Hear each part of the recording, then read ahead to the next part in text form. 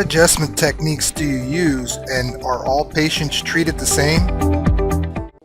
We use two techniques to adjust patients. One is called a diversified treatment, That's when we adjust the patient using our hands, and usually when we adjust the patient using our hands, that's when the patient hears the pop and is a little more of a physical adjustment. And for patients, older patients with degeneration and also patients that don't like to hear the popping, we use a tool called the activator, which is a lighter adjustment that we also use on patients that prefer the lighter and less aggressive adjustment.